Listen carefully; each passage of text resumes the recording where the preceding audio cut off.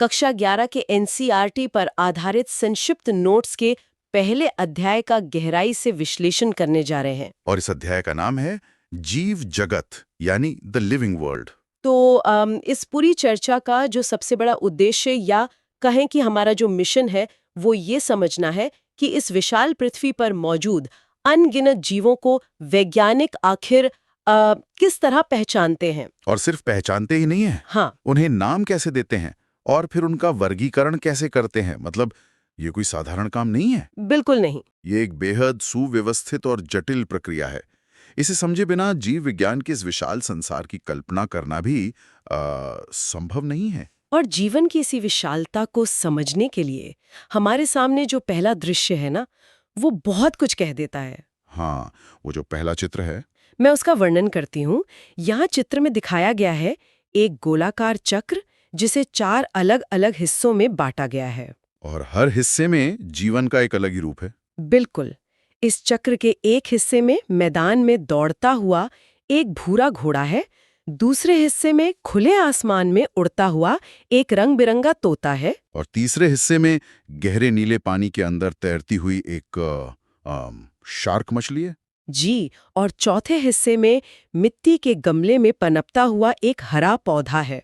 तो ये जो चित्र है, ये अपने आप में पृथ्वी पर जीवन की अपार विविधता का एक बहुत ही खूबसूरत दर्पण है। एकदम सही। ये चक्र दरअसल एक गहरा संदेश दे रहा है। ये याद दिलाता है कि जीवन केवल हमारे घरों के आसपास दिखने वाले इंसानों या पालतू जानवरों तक सीमित नहीं है। हवा की ऊंचाइयों से लेकर समुद्र की गहराइयों तक। बिल्कुल, जमीन के हर कोने में जीवन अलग-अलग रूपों में धड़क रहा है। और इतने सारे अलग-अलग प्रकार के जीवों को समझने के लिए ही हमें एक अत्यंत स्पष्ट और वैज्ञानिक प्रणाली की आवश्यकता होती है। और इसी प्रणाली को समझने का हमारा जो तरीका है, वो बहुत ही सीधा और स्पष्ट रहने वाला है। हाँ, हम बहुत ही व्यवस्थित ढंग से आगे बढ़ेंगे। हमारे पास जो ये नोट्स मौजूद हैं, हम इनके हर एक पेज, हर एक हेडिंग और हर एक लाइन को बिल्कुल उसी क्रम में पढ़ेंगे जैसा वो लिखा है। कुछ भी छोड़ना नहीं है। बिल्कुल नहीं। पहले मैं पंक्ति को शब्दशः पढ़ूंगी और फिर हम उसे एक बहुत ही आसान स्कूली कक्षा वाले अंदाज में समझेंगे, ताकि विज्ञान की ये जो बारीक जानकारी है वो एक कहानी की तरह समझ में आ जाए। यही हमारा दृष्टिकोण है। इससे ये सुनिश्चित होगा कि कोई भी महत्वपूर्ण वैज्ञानिक तथ्य छूटेगा नहीं। और विषय की जो गहराई है, वो भी पूरी तरह स्पष्ट हो जाएगी। तो चलिए बिना किसी देरी के इस रोमांचक यात्रा की शुरुआत करते हैं। तो नोट्स के पहले खंड की शुरुआत एक बेहद प्रभावशाली परिचय के साथ होती है। मैं नोट्स की पहली लाइन पढ़ती हूँ। महान वैज्ञानिक अर्नस्ट मेयर, 1904 से 2004, 20वीं सदी का डार्विन। अब देखिए, विज्ञान के क्षेत्र में चार्ल्स डार्विन का नाम तो विकासवाद के लिए पूरी दुनिया जानती है। हाँ, वो तो बहुत प्रसिद्ध है। लेकिन अर्नस्ट मेयर को 20वीं सदी का डार्विन कहना, ये एक बहुत बड़ा दावा लगता है। ऐसा क्यों है? क्योंकि डार्विन ने ये तो बता दिया था कि जीवों में विकास होता है, लेकिन मेयर ने उस विकासवाद को आधुनिक जेनेटिक्स यानी आनुवंशिकी के साथ जोड़ने का एक बहुत ही ऐतिहासिक काम किया। अच्छा। तो उन्होंने दुनिया को ये स्पष्ट रूप से समझाया कि जीवों की प्रजातियां असल में समय के साथ कैसे विकसित होती हैं और एक दूसरे से अलग कैसे हो जाती हैं। तो उनकी इसी वैचारिक क्रांति के कारण उन्हें ये उपाधि दी गई। बिल्कुल। नोट्स में उनके योगदान के बारे में आगे लिखा है, मैं पढ़ती हूँ। इन्होंने जैविक जाति अवधारणा यानी बायोलॉजिकल स्पीशीज कॉन्सेप्ट की परिभाषा दी। क्षेत्र, पक्षी विज्ञान, वर्गीकरण विज्ञान, प्राणी भूगोल, विकास। अब इस जैविक जाति अवधारणा को थोड़ी सरल भाषा में समझते हैं। हाँ, वो जरूरी है। मेयर ने असल में इस बुनियादी सवाल का जवाब दिया कि एक जाति या स्पीशीज आखिर होती क्या है। उनकी परिभाषा के अनुसार एक जाति उन जीवों का वह समूह है जो प्रकृति में स्वाभाविक रूप से एक दूसरे के साथ प्रजनन कर सकते हैं और एक स्वस्थ संतान पैदा कर सकते हैं। एकदम सही। ये परिभाषा जीव विज्ञान में एक मील का पत्थर साबित हुई। और जैसा कि नोट्स बताते हैं, उनका कार्यक्षेत्र केवल यहीं तक सीमित नहीं था। ये पक्षियों के अध्ययन से लेकर भूगोल और विकास तक कई क्षेत्रों में गहरा काम किया। और इतने व्यापक काम के लिए उन्हें जो सम्मान मिला, वो भी कोई आम सम्मान नहीं है। मैं नोट से वो सम्मान पढ़ती हूँ। यहाँ स्पष्ट रूप से दर्ज है जीव विज्ञान के 3 ताज यानी triple crown. 1 Balzan prize 1983, 2 international prize for biology 1998, 3 Crafoord prize 1999। विज्ञान की दुनिया में इसे ऐसे समझ सकते हैं जैसे किसी एक ही व्यक्ति ने साहित्य, शांति और विज्ञान तीनों के सबसे बड़े पुरस्कार एक साथ जीत लिए हों। ये तो बहुत बड़ी बात है। हाँ, ये ट्रिपल क्राउन हासिल करना दुनिया भर के जीव विज्ञानियों का सबसे बड़ा सपना होता है। अर्नस्ट मेयर ने अपने जीवन काल में ये तीनों सर्वोच्च सम्मान प्राप्त किए। जो इस बात का पक्का प्रमाण है कि उनका दिमाग कितनी उच्च कोटि का था। बिल्कुल। ये जानने के बाद तो विज्ञान के प्रति सम्मान और भी बढ़ जाता है। अब नोट्स हमें एक बहुत ही विशाल अवधारणा की ओर ले जाते हैं, जो है जैव विविधता यानी बायोडायवर्सिटी। ये बहुत ही रोचक विषय है। यहाँ संकल्पना दी गई है, मैं पढ़ती हूँ। पृथ्वी पर स्थित जीवों की संख्या तथा प्रकार को जैव विविधता कहते हैं। 1.7 से 1.8 मिलियन कुल ज्ञात जातियां। ये संख्या सुनने में ही दिमाग चकरा देने वाली लगती है। 1.7 से 1.8 मिलियन। हाँ, इसका मतलब है करीब 17 से 18 लाख अलग-अलग तरह के जीव। और यहाँ सबसे ज्यादा ध्यान देने वाली बात इस ज्ञात शब्द पर है। ज्ञात जातियां। जी, ये सिर्फ उन जातियों की संख्या है जिन्हें विज्ञान ने अब तक खोजा है, पहचाना है और दर्ज किया है। असल संख्या तो इससे कहीं ज्यादा हो सकती है। इसी बात को समझाने के लिए एक बहुत ही सुंदर चित्र है, मैं बताती हूँ। यहाँ चित्र में दिखाया गया है हमारी पृथ्वी का एक बहुत ही विस्तृत दृश्य और उस पर जीवन के अलग-अलग रूप। बिल्कुल। इस नीली और हरी पृथ्वी के ऊपर जीवन के रूप तैरते हुए दिखाई दे रहे हैं, जैसे एक छोटा सा हरा कीड़ा, एक चटक लाल रंग का फूल और एक भूरे पंखों वाला पक्षी। हाँ, और कुछ छोटे छोटे मशरूम। ये चित्र बहुत ही बारीकी से ये संदेश दे रहा है कि जब हम 17-18 लाख जीवों की बात करते हैं तो उसमें सिर्फ शेर या हाथी जैसे बड़े जानवर ही नहीं है। सही कहा, बल्कि ये सूक्ष्म कीड़े मकोड़े, हर तरह के पेड़ पौधे और यहाँ तक कि कवक यानी फंगी भी शामिल हैं। और इतनी बड़ी विविधता को संभालने के लिए ही हमें विज्ञान के एक बहुत ही कड़े अनुशासन की जरूरत पड़ती है। अगर कोई नियम न हो तो क्या होगा? तो पूरी दुनिया के वैज्ञानिक आपस में बात ही नहीं कर पाएंगे, सब अपनी अपनी भाषा में उलझ जाएंगे। इसी बात को स्पष्ट करने के लिए नोट्स में रोजमर्रा की जिंदगी से जुड़ा एक उदाहरण दिया गया है, मैं पढ़ती हूँ। कुत्ता, डॉग, कैनिस स्थानीय नाम भ्रम पैदा करते हैं, इसलिए मानक नाम जरूरी हैं। ये एक बहुत ही व्यवहारिक समस्या है। मान लीजिए भारत का एक वैज्ञानिक किसी जानवर पर शोध कर रहा है जिसे वो कुत्ता कहता है, और अमेरिका का वैज्ञानिक उसे डॉग कह रहा है, और जापान का वैज्ञानिक अपनी भाषा में कुछ और कह रहा है। अब अगर ये तीनों मिलकर कोई शोध पत्र लिखना चाहें तो नाम को लेकर भारी भ्रम पैदा हो जाएगा। बिल्कुल। इसलिए विज्ञान को एक ऐसे मानक नाम या स्टैंडर्ड नाम की आवश्यकता होती है जो पूरी दुनिया की हर प्रयोगशाला में एक ही हो। जैसे इस मामले में उस जानवर का वैज्ञानिक नाम कैनिस से शुरू होता है। एकदम सही। तो इस भ्रम को दूर करने के लिए जो वैज्ञानिक तरीका अपनाया जाता है, अब हम उसकी ओर बढ़ते हैं। हमारे नोट्स का दूसरा खंड इसी पर केंद्रित है, नाम पद्धति एवं पहचान यानी नॉमेनक्लेचर एंड आइडेंटिफिकेशन। यही वो प्रक्रिया है जो इस भ्रम को दूर करती है। इसमें सबसे पहले पहचानना यानी आइडेंटिफिकेशन को परिभाषित किया गया है। मैं लाइन पढ़ती हूँ। जीव का सही वर्णन करना और ये जानना कि नाम किस जीव का है। ये पूरी प्रक्रिया का एकदम पहला कदम है। सोचिए, एक जीव विज्ञानी घने जंगल में है और उसे एक ऐसा पौधा मिलता है जो उसने पहले कभी नहीं देखा। तो वो सबसे पहले क्या करेगा? सबसे पहले वो उसके गुण लिखेगा, इसके पत्ते कैसे हैं, इसके फूल का आकार क्या है, इसकी जड़ें कैसी हैं। इसे सही वर्णन कहते हैं। और फिर वो अपनी किताबों या डेटाबेस में देखेगा कि क्या ये पौधा किसी पहले से ज्ञात पौधे से मेल खाता है। इस पूरी प्रक्रिया को पहचानना कहा जाता है। बहुत ही स्पष्ट है। और जब जीव की पहचान हो जाती है तब बारी आती है उसके नामकरण की। जी।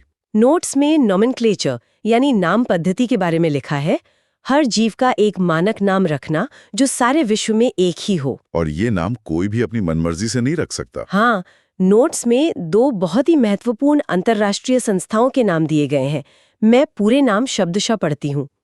पहला पौधों के लिए है ICBN international code for botanical nomenclature, और दूसरा प्राणियों के लिए है हाँ ICZN international code of zoological nomenclature. ये दोनों संस्थाएं दरअसल जीव विज्ञान की नियम पुस्तिकाएं हैं। अगर उस जंगल में मिले नए पौधे का नाम रखना है तो वो नामकरण ICBN के कड़े नियमों के आधार पर ही होगा। और अगर कोई नई मछली या कीड़ा मिलता है तो उसे ICZN के नियम मानने होंगे। अलग अलग कोड इसलिए बनाए गए हैं ताकि पौधों और जानवरों के नामकरण के नियम आपस में न टकराएं। और दुनिया भर में एक रूपता बनी रहे। इन नियमों के तहत जो सबसे प्रसिद्ध प्रणाली है हम्म। उसे द्विपद नाम पद्धति या बाइनोमियल नोमेनक्लेचर कहा जाता है। नोट्स में इसके जनक का नाम बहुत स्पष्ट अक्षरों में लिखा है, कैरोलस लिनियस। Carolus Linnaeus. और इस पद्धति का मुख्य नियम लिखा है, मैं पढ़ती हूँ। हर नाम के दो घटक होते हैं। पहला वंश नाम यानी जेनेरिक नेम, दूसरा जाति संकेत पद यानी स्पेसिफिक एपिथेट। लिनियस का ये विचार विज्ञान जगत के लिए एक बहुत बड़ी क्रांति था। उन्होंने कहा कि नामों को लंबा या जटिल बनाने की बिल्कुल जरूरत नहीं है। जैसे इंसानों का एक नाम और एक उपनाम यानी सरनेम होता है। बिल्कुल वैसे ही हर जीव के वैज्ञानिक नाम में सिर्फ 2 शब्द होने चाहिए।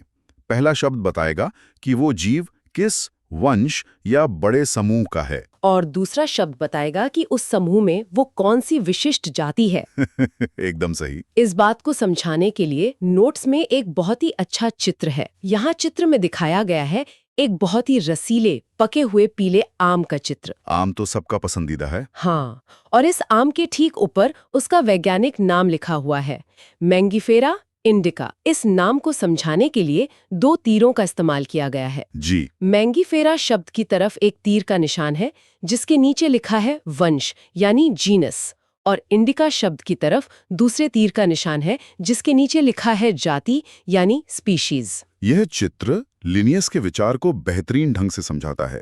दुनिया का कोई भी वनस्पति विज्ञानी जब मैंगीफेरा इंडिका पढ़ेगा तो वो तुरंत समझ जाएगा कि मैंगीफेरा उस पौधे का वंश है और इंडिका उसकी वो विशिष्ट जाति है जो हमें आम के रूप में मिलती है। बिल्कुल। लेकिन इन नाम को लिखने का भी अपना एक बहुत ही कड़ा अनुशासन है।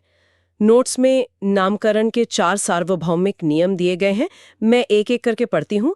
पहला नियम है 1 लैटिन भाषा और तिरछे यानी इटैलिक्स अक्षर। हाँ। यहाँ एक सवाल उठता है कि किसी मृत या पुरानी भाषा जैसे लैटिन का ही चुनाव क्यों किया गया? ये एक बहुत ही तार्किक बात है। ये वैज्ञानिकों की कोई निजी पसंद नहीं थी, बल्कि एक रणनीतिक फैसला था। कैसे? लैटिन एक मृत भाषा या डेड लैंग्वेज है, जिसका मतलब है कि अब इसे आम बोलचाल में इस्तेमाल नहीं किया जाता।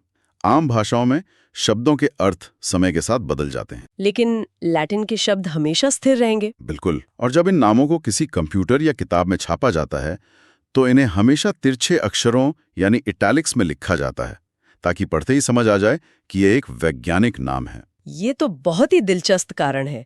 अब मैं दूसरा नियम पढ़ती हूँ। 2 क्रम, पहला वंश, दूसरा जाति। जैसा कि आम वाले चित्र में था, ऐसा कभी नहीं हो सकता कि इंडिका को पहले लिख दें और मैंजीफेरा को बाद में। वंश हमेशा पहले आएगा और जाति हमेशा उसके बाद। जी। तीसरा नियम उन छात्रों के लिए बहुत जरूरी है जो परीक्षा की तैयारी कर रहे हैं। मैं पढ़ती हूँ। 3 लिखावट, हाथ से लिखते समय अलग अलग रेखांकित यानी अंडरलाइन करना। ये बहुत महत्वपूर्ण है।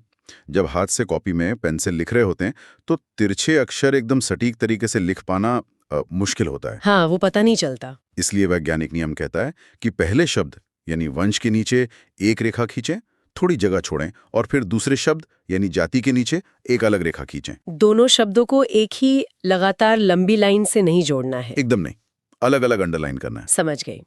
और आखिरी चौथा नियम है 4 अक्षर, वंश का पहला अक्षर बड़ा और जाति का छोटा। व्याकरण का बहुत सख्त नियम है। जी। यहाँ नोट्स में सही और गलत का एक उदाहरण भी दिया गया है। सही उदाहरण है मैंगीफेरा इंडिका, जहाँ मैंगीफेरा का M कैपिटल है और इंडिका का I स्मॉल है। और गलत उदाहरण है मैंगीफेरा इंडिका, जहाँ M को स्मॉल और I को कैपिटल कर दिया गया है, जो कि पूरी तरह गलत है। और इसी नियम के अंत में एक बॉक्स में लिखा है लेखक का नाम अंत में मैंगीफेरा इंडिका लिन। ये जो अंत में लिन लिखा है, यह असल भी सम्मान देने का एक तरीका है। इसका मतलब है कि कैरोलस लिनियस वो पहले वैज्ञानिक थे जिन्होंने इस आम की प्रजाति को यह नाम दिया था। तो उनके नाम का संक्षिप्त रूप प्रजाति के नाम के बाद जोड़ दिया जाता है। बिल्कुल सही। नामों की इस उलझन को सुलझाने के बाद सवाल ये उठता है कि हम इन लाखों जीवों को व्यवस्थित कैसे करें।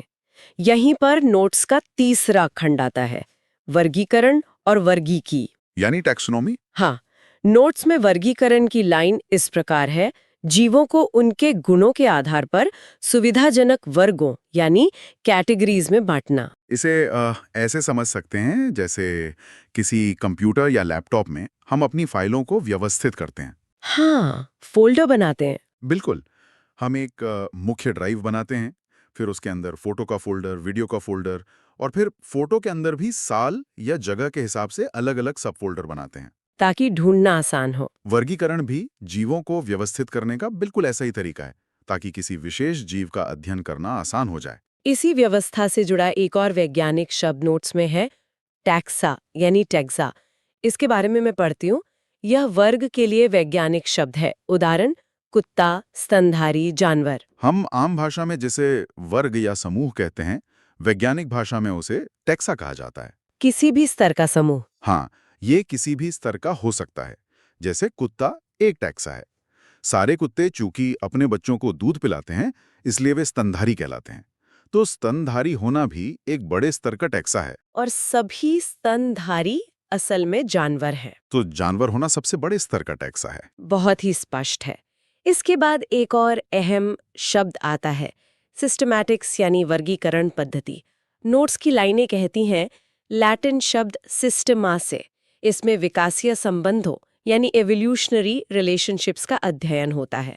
पुस्तक सिस्टमा नेचुरे। जी। और इसके साथ ही पूरी प्रक्रिया का एक क्रम दिया गया है, विशेषीकरण, पहचान, वर्गीकरण और नामकरण। सिस्टमैटिक्स विज्ञान का वो हिस्सा है जो केवल जीवों को नाम देने तक नहीं रुकता, ये उनके इतिहास में भी झांकता है। मतलब उनके पूर्वजों के बारे में। हाँ, ये देखता है कि जीवों के बीच विकास के नजरिए से क्या संबंध है। लिनियस ने अपनी मशहूर किताब का नाम ही सिस्टमा नेचुरे रखा था। और ये जो क्रम है, विशेषीकरण, पहचान, वर्गीकरण और नामकरण, यही वो एकमात्र तरीका है। सबसे पहले जीव के गुण देखना, फिर उसे पहचानना, उसे सही फोल्डर में डालना और अंत में उसका नाम रखना। अब हम इस चर्चा के सबसे महत्वपूर्ण हिस्से पर आ गए हैं, खंड 4, वर्गीकरण पदानुक्रम यानी टैक्सोनॉमिक हायरार्की। ये वर्गीकरण की रीढ़ की हड्डी है। यहाँ चित्र में दिखाया गया है एक हरे रंग की सीढ़ी जो नीचे से ऊपर की ओर जा रही है, जो विकास का पूरा नक्शा है। हाँ, सीढ़ी के सबसे निचले और सबसे चौड़े पायदान पर लिखा है जाति यानी स्पीशीज। उसके ठीक ऊपर वाले पायदान पर वंश यानी जीनस, फिर उसके ऊपर फिर कुल यानी फैमिली, फिर गण यानी ऑर्डर, फिर वर्ग यानी क्लास, उसके ऊपर संघ यानी फाइलम, और सबसे ऊपरी पायदान पर लिखा है जगत यानी किंगडम। और इसके दोनों तरफ जो तीर हैं वो बहुत जरूरी हैं। मैं उन्हें भी बताती हूँ। इस सीढ़ी के दोनों तरफ 2 बड़े तीर बने हैं। नीचे की ओर जाने वाले तीर के पास लिखा है समान गुण बढ़ते हैं, और ऊपर की ओर जाने वाले तीर के पास लिखा है समान गुण कम होते हैं। वर्गीकरण विज्ञान में ये दोनों तीर सबसे ज्यादा मायने रखते हैं। कैसे? जब हम सीढ़ी में सबसे नीचे यानी जाति के स्तर पर होते हैं, तो जीवों के बीच आपस में समानताएं बहुत ज्यादा होती हैं। जैसे दुनिया भर के सभी आम के पेड़ एक दूसरे से बहुत मिलते जुलते हैं। हाँ, वो तो है। लेकिन जब हम सीढ़ी चढ़ते हुए सबसे ऊपर जगत तक पहुंच जाते हैं, तो समानताएं बहुत कम रह जाती हैं। जैसे एनिमल किंगडम। बिल्कुल। एनिमल किंगडम में एक विशाल ब्लू व्हेल भी आती है और एक छोटी सी चींटी भी। दोनों जानवर तो हैं, लेकिन उनमें समान गुण न के बराबर है। अब इस सीढ़ी के हर एक पायदान का क्रमिक विश्लेषण करते हैं। मैं नोट से पढ़ती हूँ। पहला पायदान है 1, जाति, स्पीशी। परिभाषा है मौलिक समानता वाली जीवों का वर्ग जो आपस में प्रजनन कर सकते हैं। जी। तालिका से मैं वैज्ञानिक नाम पढ़ती हूँ। आम, मैंजीफेरा इंडिका। आलू, सोलनम ट्यूबरोसम। और शेर, पैंथेरा लियो। जैसा कि हमने मेयर के सिद्धांत में समझा था, जाति वर्गीकरण की सबसे छोटी इकाई है। ये जो दूसरे शब्द हैं, इंडिका, ट्यूबरोसम और लियो, ये सभी जातियों के नाम है। सीढ़ी का दूसरा पायदान है 2, वंश, जीनस। एक्सपर्ट, आप इसकी परिभाषा पढ़ें। हाँ, मैं पढ़ता हूँ। नोट्स में लिखा है संबंधित जातियों का समूह। यहाँ चित्र में दिखाया गया है जीवों को समूहों में बांटने का एक बेहतरीन नजरिया।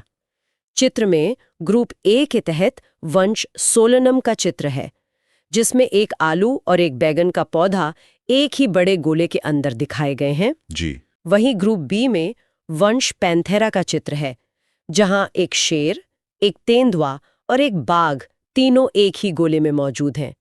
और इस गोले के बिल्कुल बगल में एक बिल्ली का चित्र है जिसके नीचे लिखा है वंश फेलिस। ये चित्र बहुत ही आसानी से समझा देता है कि वंश क्या होता है। आलू और बैगन एक साथ कैसे? क्योंकि जब कई अलग अलग जातियां आपस में बहुत ज्यादा मिलती जुलती हैं तो उन्हें एक बड़े फोल्डर यानी एक ही वंश में रख दिया जाता है। आलू और बैगन अलग जातियां हैं, लेकिन उनके फूलों की बनावट इतनी समान है कि उन्हें एक ही वंश सोलेनम का हिस्सा माना गया है। और शेर, तेंदुआ, बाघ? वहीं बिल्लियां थोड़ी अलग होती हैं, इसलिए उन्हें एक अलग वंश फेलिस में रखा गया है। बहुत ही शानदार तरीका है इसे समझने का। अब तीसरे पायदान पर आते हैं। 3 कुल, फैमिली। मैं पढ़ती हूँ, संबंधित वंशों का समूह, आधार, कायिक और जनन गुण। जी। यहाँ चित्र में दिखाया गया है पौधों और जानवरों के परिवारों का वर्गीकरण। पौधों की तरफ फैमिली सोलेनेसिए का चित्र है जिसमें 3 अलग-अलग पौधे हैं, आलू, पिटूनिया और धतूरा। और जानवरों की तरफ? जानवरों की तरफ 2 अलग-अलग परिवार दिखाए गए हैं। एक है फैमिली फेलिडे जिसमें शेर और बिल्ली दोनों को एक साथ एक ही ब्रैकेट में रखा गया है, और उसके ठीक सामने फैमिली कैनेडी है जिसमें एक अकेला कुत्ता खड़ा है। अब हम सीढ़ी में और ऊपर जा रहे हैं।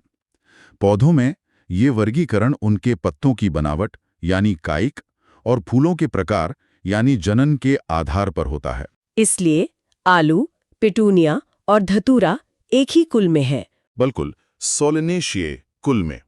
जानवरों के चित्र में देखिए, शेर और बिल्ली के वंश अलग थे, लेकिन दोनों की शारीरिक संरचना में जो समानताएं हैं, जैसे पंजों की बनावट, उसके कारण दोनों को फेलिडे यानी बिल्ली परिवार में रखा गया है। लेकिन कुत्तों का परिवार अलग है। हाँ, क्योंकि उनके गुण इनसे अलग हैं, इसलिए उनका परिवार कैनिडा है। सीढ़ी का सफर आगे बढ़ता है। चौथे और 5वें पायदान हैं, 4th ऑर्डर और 5th क्लास। मैं गण के बारे में पढ़ता हूँ। यह है कुछ समान लक्षणों वाले कुलों का समूह। पौधों का उदाहरण है पॉलीमोनियल्स गण और जानवरों का उदाहरण है कार्निवोरा गण। और वर्ग की परिभाषा? वर्ग को संबंधित गणों का समूह के रूप में समझाया गया है। यहाँ चित्र में दिखाया गया है क्लास ममेलिया का एक बहुत बड़ा बॉक्स। हाँ। इस बड़े बॉक्स के अंदर 2 छोटे बॉक्स बने हुए हैं। एक छोटे बॉक्स में एक बंदर का चित्र है जिसके नीचे लिखा है ऑर्डर प्रिमाटा, और दूसरे छोटे बॉक्स में एक बाघ का चित्र है जिसके नीचे लिखा है ऑर्डर कार्निवोरा। देखिए, जैसे जैसे हम ऊपर बढ़ रहे हैं, समान लक्षण कम होते जा रहे हैं। कुत्तों और बिल्लियों का कुल अलग था, लेकिन चूंकि दोनों ही मुख्य रूप से मांस खाते हैं और दांतों की बनावट एक जैसी है, इसलिए दोनों कुलों को एक ही गण कार्निवोरा में डाल दिया गया। और वर्ग में? वर्ग यानी क्लास बहुत बड़ा समूह होता है। बंदर, गुरिल्ला ये सब प्राइमेट्स गण में आते हैं। शेर, कुत्ते ये कार्निवोरा गण में आते हैं। लेकिन दोनों मैमेलिया में हैं। हाँ, क्योंकि इन सभी जीवों के शरीर पर बाल होते हैं और ये अपने बच्चों को दूध पिलाते हैं। बस इस एक बड़े समान गुण के कारण इन्हें एक ही वर्ग मैमेलिया में रखा गया है। अब हम सीढ़ी के सबसे ऊपरी 2 पायदानों पर पहुंच गए हैं। 6 संघ, फाइलम और 7 जगत, किंगडम। मैं संघ के लिए पढ़ती हूँ, समान गुण जैसे पृष्ठरज्जु यानी नोटोकोड वाले वर्ग। जी। यहाँ चित्र में दिखाया गया है फाइलम कॉर्डाटा का चित्र, जिसमें जीव के शरीर के ऊपरी हिस्से में एक लंबी नीली रेखा है जिसे नोटोकॉर्ड बताया गया है, और उसके ठीक ऊपर एक पीली रेखा है जिसे हॉलो न्यूरल सिस्टम कहा गया है। संघ वो स्तर है जहां कई वर्गों को मिला दिया जाता है। मछलियां पानी में रहती हैं, मेंढक जमीन और पानी पर रहता है, सांप रेंगते हैं, पक्षी उड़ते हैं। ये सब देखने में बिल्कुल अलग हैं। लेकिन इन सब में एक नोटोकॉर्ड होती है। बिल्कुल। विकास के किसी न किसी चरण में एक नोटोकॉर्ड और तंत्रिका तंत्र होता है। बस इसी समानता के आधार पर इन सबको फाइलम कॉर्डाटा में डाल दिया गया है। यहाँ पर नोट्स में एक बहुत ही महत्वपूर्ण चेतावनी दी गई है। स्पष्ट अक्षरों में लिखा है, पौधों के लिए संघ की जगह भाग यानी डिवीजन शब्द का प्रयोग होता है। यह एक ऐसी तकनीकी बारीकी है जहां अक्सर गलती हो जाती है। जानवरों के लिए फाइलम और पौधों के लिए उसी स्तर को डिवीजन कहा जाता है। और अब विकास की सीढ़ी का सबसे ऊपरी हिस्सा, जगत, किंगडम, उच्चतम संवर्ग। यहाँ चित्र में दिखाया गया है 2 विशाल साम्राज्य। जी। एक तरफ एक बहुत बड़ा घना हरा पेड़ है जिसके नीचे लिखा है किंगडम प्लांटे, और दूसरी तरफ एक विशालकाय हाथी है जिसके नीचे लिखा है किंगडम एनिमालिया। ये वर्गीकरण की आखिरी मंजिल है। दुनिया के जितने भी पौधे हैं, चाहे वो शैवाल हों या विशाल पेड़, सब प्लांटे जगत का हिस्सा हैं और सारे जानवर एनिमेलिया जगत में आते हैं। यहाँ समानताएं न के बराबर है। बस यही समानता बचती है कि जीव एक जानवर है या एक पौधा। इस पूरी सीढ़ी को समझने के बाद नोट्स के खंड 5 में एक पूरी तालिका दी गई है, टेबल 1.1, जिसका शीर्षक है महत्वपूर्ण जीव और उनका वर्गीकरण। ये अभी तक की हमारी पूरी चर्चा का एक व्यवहारिक रूप है। आइए हम दोनों मिलकर इस पूरी तालिका को पंक्ति दर पंक्ति पढ़ते हैं। सबसे पहले है मानव। वैज्ञानिक नाम होमो सेपियंस। इसका वंश है होमो। कुल होमिनिडे। गण प्राइमाटा। वर्ग ममेलिया। संघ या भाग कोडेटा। यह देखना बहुत दिलचस्प है कि कैसे एक इंसान अपनी एक विशिष्ट जाति से शुरू होकर जानवरों के सबसे बड़े समूह कोडेटा तक जुड़ जाता है। दूसरी पंक्ति है घरेलू मक्खी। वैज्ञानिक नाम म्यूस्का डोमेस्टिका। वंश म्यूस्का। कुल म्यूसिडिए। गण डिप्टेरा। वर्ग इंसेक्टा। संघ या भाग आर्थ्रोपोडा। मक्खियां आर्थ्रोपोडा संघ में आती हैं, जो जीवों का सबसे बड़ा संघ है, जिसमें धरती के सारे कीड़े मकोड़े शामिल हैं। तीसरी पंक्ति है आम। वैज्ञानिक नाम मैंजीफेरा इंडिका। वंश मैंजीफेरा। कुल एनाकार्डियसी। गण सैपिंडालिस। वर्ग डाइकोटिलेडोने। संघ या भाग एंजियोस्पर्मे। यहाँ गौर करने वाली बात यह है कि पौधों के मामले में अंत में संघ की जगह भाग आ गया है, यानी एंजियोस्पर्मे, जिसका मतलब है फूल वाले पौधे। और अंतिम पंक्ति है गेहूं। वैज्ञानिक नाम ट्रिटिकम एस्टिवम। वंश ट्रिटिकम। कुल पोएसे। गण पोएल्स। वर्ग मोनोकोटिलेडोने। संघ या भाग एंजियोस्पर्मे। गेहूं भी आम की तरह एक फूल वाला पौधा है, लेकिन इसका वर्ग मोनोकोटिलिडोना है, जिसका अर्थ है कि गेहूं के बीज में केवल एक ही पत्र होता है। इस पूरी तालिका से ये एकदम स्पष्ट हो जाता है कि छोटे स्तर से लेकर बड़े स्तर तक जीवों को कितनी बारीकी से व्यवस्थित किया गया है। बिल्कुल एक पिरोई हुई माला की तरह। और इसी के साथ हम अपने नोट्स के बिल्कुल अंतिम पेज पर आ गए हैं, जहां इस पूरे अध्याय का सारांश यानी समरी दिया गया है। जी। मैं सारांश की पंक्तियां बिल्कुल उसी क्रम में पढ़ती हूँ। वर्गीकरण का उपयोग कृषि, वानिकी और उद्योग में होता है। हाँ। आधार, पहचान, नामांकन, वर्गीकरण। बिल्कुल सही। टैक्सा वर्गीकरण के स्तर को दर्शाता है। जी। सबसे छोटी इकाई स्पीशीज, सबसे बड़ी इकाई किंगडम। ये जो सारांश है, ये महज कुछ बिंदु नहीं है, बल्कि पूरे अध्याय का निचोड़ है। ये बताता है कि यह सिर्फ किताबी ज्ञान नहीं है, मतलब इसका व्यावहारिक उपयोग है। बकल कृषि में कौन सी फसल उगानी है, वानिकी में कौन से पेड़ बचाने हैं, इन सब फैसलों में इसी वर्गीकरण का सीधा उपयोग होता है। बहुत ही ज्ञानवर्धक। दोस्तों, हमारे पास एनसीईआरटी, एनसीईआरटी की साइंस की नोट्स क्लास 6 से लेकर क्लास 12 तक पूरी तरह उपलब्ध है। आप इन सभी पीडीएफ नोट्स का प्रिंट आउट भी निकलवा सकते हैं और ये सभी सामग्री बहुत ही कम कीमत में प्रदान की जा रही है। आपको यह भी मालूम होना चाहिए कि लगभग सभी प्रतियोगी और स्कूल स्तर की परीक्षाओं में पूछे जाने वाले प्रश्न एनसीईआरटी से ही आते हैं, इसलिए यह सामग्री आपके लिए बेहद उपयोगी साबित होगी। अगर आप ये एनसीईआरटी साइंस पीडीएफ लेना चाहते हैं तो अभी हमें व्हाट्सएप पर मैसेज करें। WhatsApp number 7739541921। आपकी तैयारी को मजबूत बनाने के लिए हम हमेशा आपके साथ हैं। अगर आपको यह वीडियो पसंद आए तो कृपया लाइक करें। जो लोग अभी तक चैनल को सब्सक्राइब नहीं किए हैं वे जरूर सब्सक्राइब करें। नीचे कमेंट बॉक्स में अपना फीडबैक अवश्य दें।